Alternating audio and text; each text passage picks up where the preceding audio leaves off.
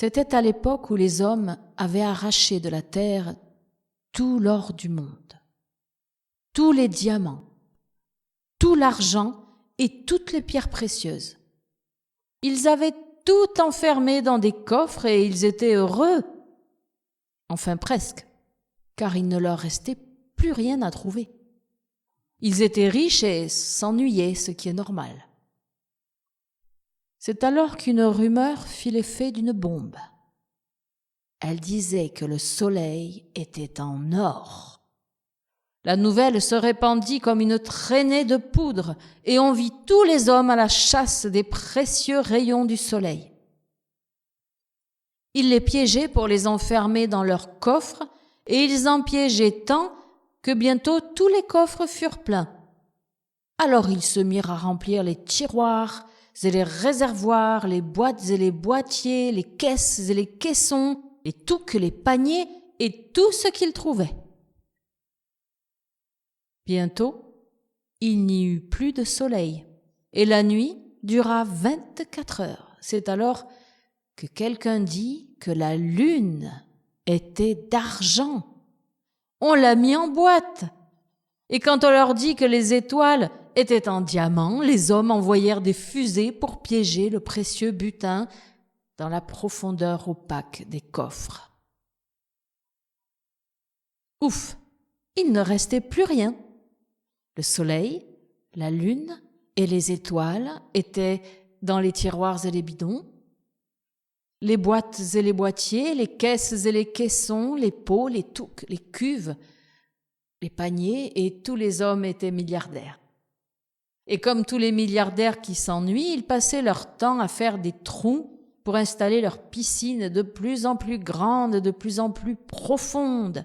Ils achetaient des bateaux de plus en plus longs, puis ils creusèrent des piscines pour y mettre leurs bateaux, et ils creusaient leurs bateaux pour y mettre des piscines. Bref, ils devenaient fous dans la nuit éternelle peuplée de hiboux. L'obscurité était telle que tout crevait, les plantes, les animaux et même les hiboux. La poésie crevait aussi. Les hommes comptaient tout, ils ne parlaient plus qu'en chiffres. Pour dire « Est-ce que tu m'aimes ?» Ils demandaient « Combien tu m'achètes ?» Fatalement, l'amour crevait et il n'y eut bientôt plus d'enfants. Au bout de 50 ans de ce régime, tous les hommes morts étaient dans l'enfer des milliardaires, transformés en statues d'or, que le diable transformait en lingots tout en chantant « Les hommes sont dingos de lingots, les hommes sont lingots ». Pendant ce temps, dans l'obscurité de la terre entièrement morte, tout pourrissait, et la terre n'était plus qu'un tas de fumier. Les animaux, les forêts, tout pourrissait.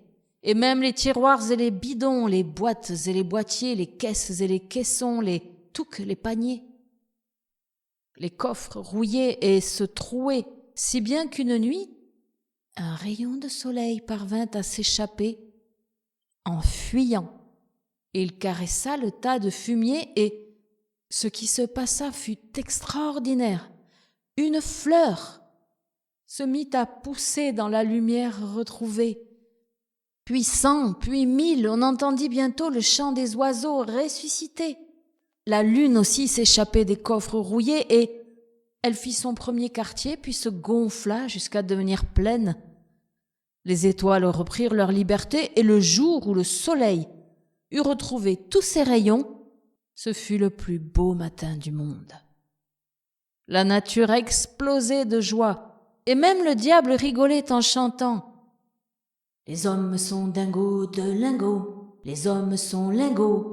Mettons-les dans les tiroirs et les bidons, les boîtes et les boîtiers, les caisses et les caissons, les touques et les paniers. » L'histoire s'arrête là. J'espère que vous vous en souviendrez. Ne la laissez pas enfermer dans les tiroirs et les bidons, les boîtes et les boîtiers, les caisses et les caissons, les bouches et les gosiers. Racontez-la.